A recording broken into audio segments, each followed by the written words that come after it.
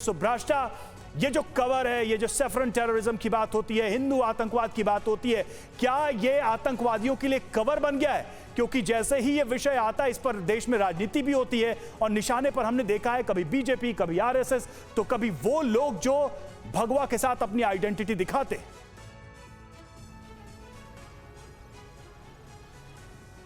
देखिए रवि जी, अगर किसी धर्म के साथ एक्सट्रीमिस्ट शब्द जोड़ा जाता है तो फिर समझ में आता है कि हर धर्म में कुछ अनुयायी ऐसे होंगे जो कट्टरवाद की तरफ बढ़े हुए होंगे, जो कट्टर मानसिकता रखते होंगे। लेकिन सैफरन टेरर कहना, वो भी भारतीय संदर्भ में, ये तो एक सोची समझी राजनीतिक, एक सोचा समझा राजनीतिक फ्रेज है जिसको लेकर के बवाल मचा है और आगे बवाल मचेगा भी।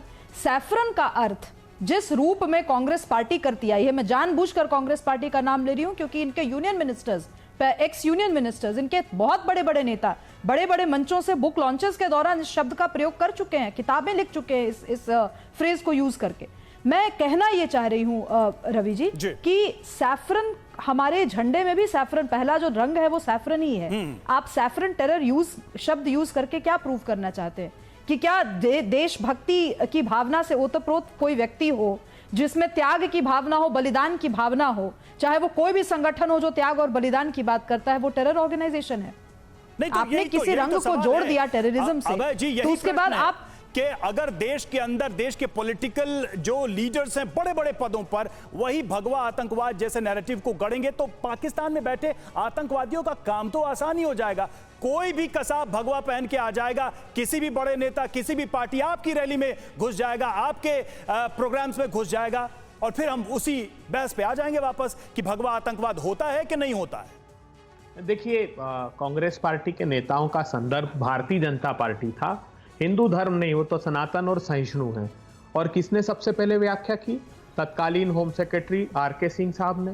वो कहाँ हैं आज? वो भारतीय जनता पार्टी के केंद्रीय मंत्री हैं साहब। उन्होंने तो 10 लोगों की फहरिस्त दी थी। मैं उस डिबेट में नहीं जाना चाहता। आपने बहुत अच्छा मुद्दा उठाया कमलेश तिवारी जी का। कमलेश तिवारी जी के जो हत्या हुई है जघन्य, उसके जो आरोपी का मुख्य संरक्षक है वो कहाँ है? पूछिए ना। जमानत हो गई उसकी, मौलाना रिजवी की। उसने कहा 20,000 रुपए के मुचलके पर जमानत हुई, जानते हैं आप? और जो स्वराज सिंह है उसका मुख्य गवाह, उस पर प्राण घातक हमला हुआ है अभी अगस्त 2021 में। 25 लोगों ने मिलकर हमला किया।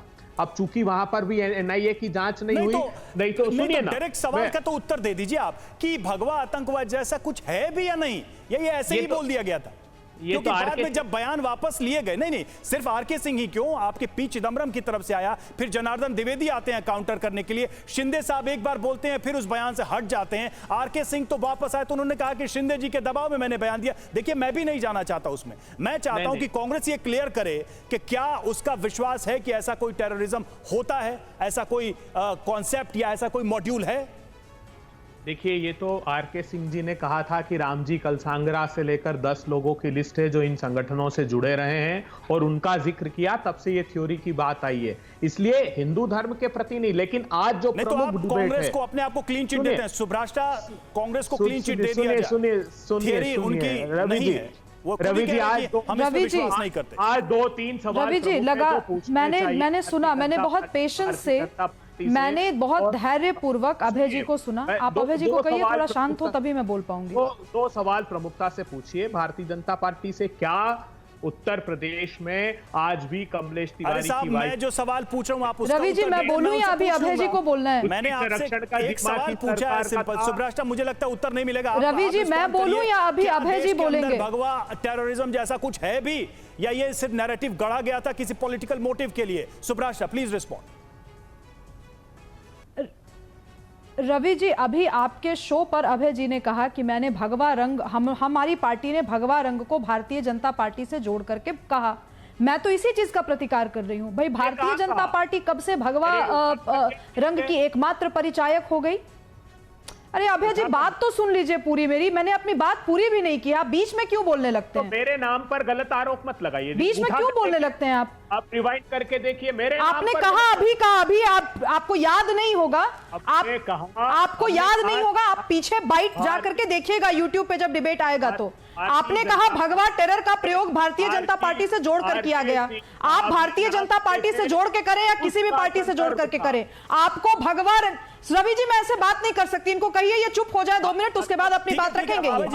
मैं लगातार ऐसे नहीं बोल सकती, इनको कहिए शांत होने के लिए। मैंने अपनी बात ही नहीं रखी है अभी, भारतीय जनता पार्टी अभी मैंने अपनी बात रखी भी नहीं है, इतनी तिलमिलाहट क्यों हो रही है? मैं तिलमिलाता नहीं हूं, मैं तो बिल्कुल स्वाभाविक रूप से चर्चा कर रहा हूं। क्या बोल रहे हैं भाई अभय जी? रवि जी आप इनसे नहीं कर सकती ऐसे बात, आई एम रियली सॉरी, मैं नहीं चिल्ला सकती इनकी तरह, इनको कहिए शांत हो। मैं तो चिल्लाया ही नहीं, मैं कभी चिल्लाता नहीं। इनका फीडर डाउन कीजिए, आपके पास टेक्नोलॉजी है, फीडर डाउन कीजिए इनका। क्या आपके पास टेक्नोलॉजी नहीं है इनका फीडर डाउन करने की? दोनों की बात नहीं सुन पा रहे अभय जी, हम बारी बारी से आते हैं। क्यों अभय, क्यों रवि जी मेरी बात नहीं सुनना चाहते? क्या TV9 मेरी बात नहीं सुनना चाहता? सुब्राशा please continue, please please please अपनी बात पूरी करिए। जी रवि जी, 2 बातें मैंने सिंपल से ये बात कही कि किसी भी पॉलिटिकल पार्टी को कोई हक नहीं बनता कि वो किसी एक कलर को एक पार्टी से जोड़कर अपना एजेंडा चलाए। आपको भारतीय जनता पार्टी के खिलाफ जो कहना है आप कहिए, लेकिन भगवा रंग बहुत कुछ का प्रतीक है। भगवा रंग मेरे सौभाग्य का भी प्रतीक है। सिंदूर का जो कलर होता है ना, जो सौभाग्यवती स्त्रियां लगाती हैं, वो भगवा रंग का होता है। इसीलिए भगवा टेरर बोलने के पहले 10 बार सोचिएगा। दूसरी बात, भगवा रंग मेरे संत परंपरा का भगवा रंग को आतंकवाद से जोड़ना मेरे संस्कृति की, सनातन संस्कृति की, संत परंपरा का अपमान होगा। आपको भारतीय जनता पार्टी के साथ खुन्नस निकालनी है आप निकालिए, लेकिन खबरदार जो आपने मेरी सनातन संस्कृति मैं का थोड़ा अपमान इसको और आसान कर भगवा देता रंग हूं तो अभय जी, बेहतर होता है तो भगवा होता है, जो रेफरेंस होता है तो भगवा होता है। ठीक है अभय जी, जो रेफरेंस में अभय जी जिस रेफरेंस में आपने बात की, आप बात पूरी कर लिए। बस छोटी सी बात कहूंगा मैं, देखिए एक बयान मैं सुनाता हूं, ये 2013 का बयान है, आप उससे स्पष्ट कर दीजिएगा कि उसमें यह कहा गया कि जांच के दौरान यह रिपोर्ट आई है कि भाजपा और आरएसएस आतंकवाद फैलाने के लिए आतंकी प्रशिक्षण शिविर चलाते हैं। इसी पे जब दोबारा सवाल पूछा गया कि आपने क्यों कहा और इसका क्या मतलब है, तो यह जवाब आया कि यह भगवा आतंकवाद है। ये बात उन्होंने कही, किन्होंने कही? मैं शिंदे के ये बयान पढ़ रहा हूं 2013, 20 जनवरी 2013। अब यह बताइए कि इस बयान से विड्रॉ कैसे किया जाए और कि इस रेफरेंस को कैसे देखा जाए, जिसमें बहुत क्लियर उन्होंने बोला था।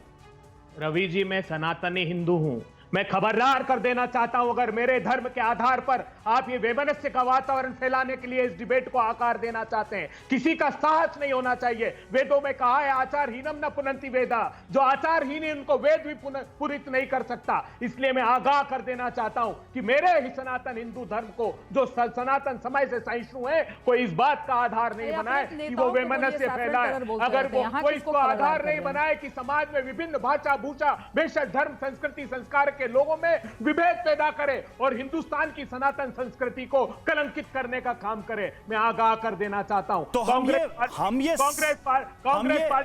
सर्वसम्मति से स्वीकार करें, हम ये सर्वसम्मति से स्वीकार करते हैं। कहिए, आगाह करिए दिग्विजय सिंह को, कहिए जनार्दन मिश्रा को, आगाह टीवी पे बैठ के क्या कर रहे हैं? मैं आगाह कर देना चाहता हूं हमारे कहिए दिग्विजय सिंह को कि खबरदार जो आपने सैफरन टेरर यूज हम किया। लोग सनातन समय से क्या कहा है गीता के 3रे अध्याय में भगवान श्री कृष्ण ने, उन्होंने कहा है कि धर्म के सहस्तित्व का पाठ पढ़ा है।